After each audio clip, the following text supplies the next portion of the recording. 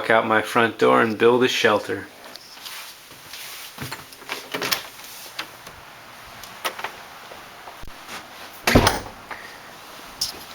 My first task is finding the right place to do it.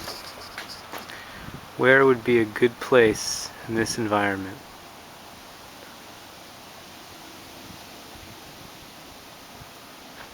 Where should I build my shelter? If I look around, I have to remember I'm going to need a lot of debris for my shelter.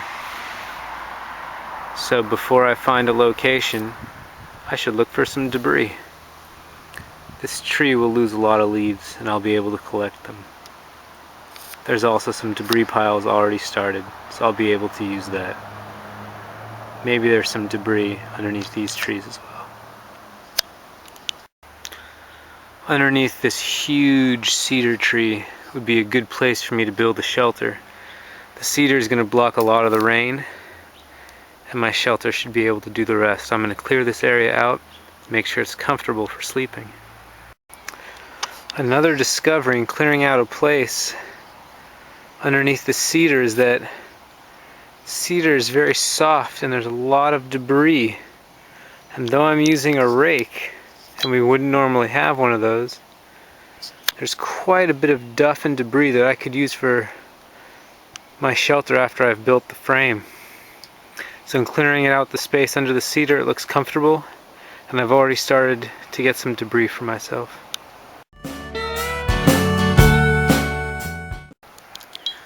My next step is in finding a ridgepole. I'm about 6 feet tall, so I want at least a 9-foot, maybe even a 10-foot ridgepole. I want it to be firm, and I want it to be straight. And I know it's going to be bearing a lot of weight. I also have to remember that I'm not just going to have a slash pile in my backyard when I walk out in the wilderness. So fortunately I've found a pretty long ridgepole, and I want it to be exact, otherwise rain might come in on me. And I'm going to go use a tool, a saw, to make this ridgepole the length I need it to be. An important note, you can always cut something shorter, but you can't cut it longer. Another way I can remember about the length of my ridgepole is by testing it out. So how tall does it need to be? Well, let's get my feet nice and low here, close to the bottom, and I'm going to hold the ridgepole up as I lie down. That looks to be a pretty good fit right there. And if that's my hand, that's a good stopping point, and that is all that extra, so I'm going to have to cut that off right now. And again, lifting it up to measure using my feet as a guide.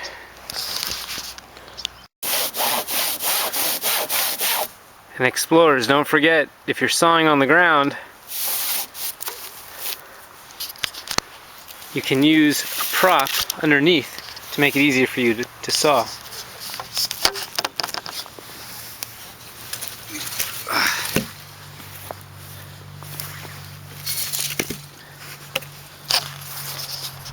Voila, now it's propped up.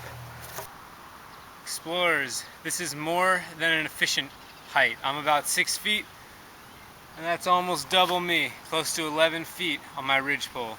And I'll step back in case you can't see. Hopefully you get a chance to see now.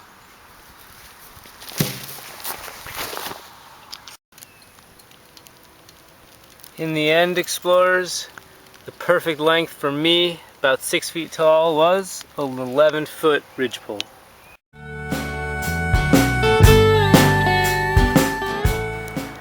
Alright explorers, you know the next step, right? Gotta find the perfect Y sticks.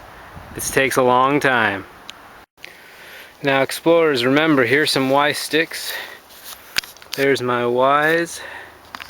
And you only really need one to prop up your entire lodge pole or backbone.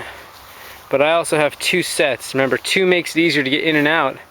And if you have 2 sets, one up at the very top and one about midway down, you have a lot more support, and don't forget you're going to have a lot of weight with your frame and with your 3 feet of debris.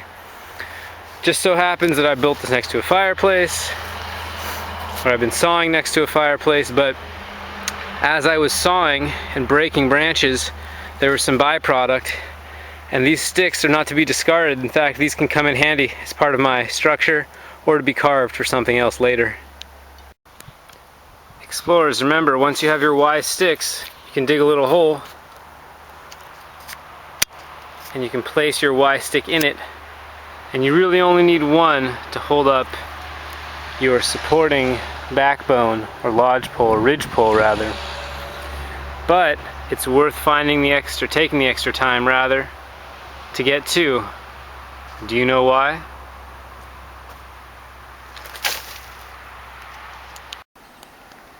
Well, explorers, I've got 2 Y sticks and they're set up like an A where the entrance is going to be, and I'm going to have to watch out for this because it might stab me when I'm getting in and out, so I'm going to have to probably take care of that maybe by sawing it off. And you can see it's set up and going to the ground. Let's see what happens when I test it out. Always make sure to test it, because if you don't, you might build a great shelter that doesn't fit you. So, I got big feet. There's a tremendous... Okay, so that's good. Can't go much further back than that. And if I look up, follow my ridge pole up, I'm right here. I'm right at the doorway. Maybe I need this to be a little bit taller.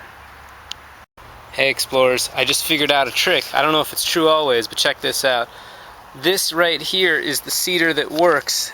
Rather, this is the Y stick that works. And if you'll notice, my hip bone is right here, and that hip bone is exactly where the Y connects. So find something for a Y bone that goes up to your hip. That's about where you wear your pants.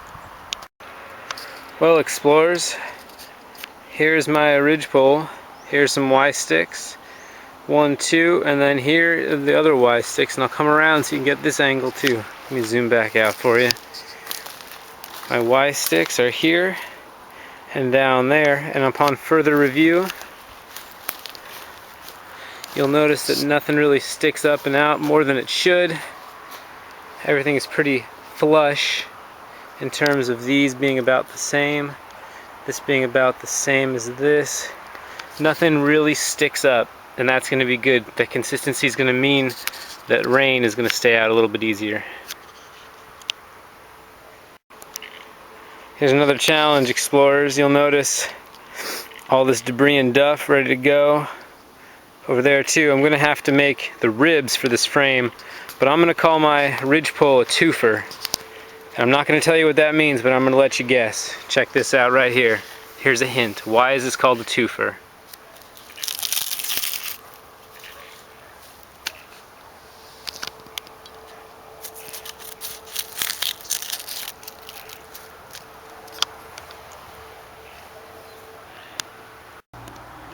Well, explorers, I've been working hard for 2 hours. I built my frame, getting some ribs in place. Again, keeping the ribs flush with the backbone and going all the way down.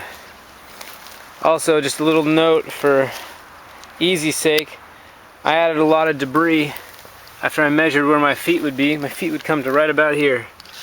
And so I measured how much debris I would need, and I started filling the debris and also the smaller ribs down here, because it's a lot easier to get the debris in when nothing's blocking its way. That's going to keep my feet nice and warm. 2 hours, still have a lot of ribs to go, and I haven't even started collecting debris.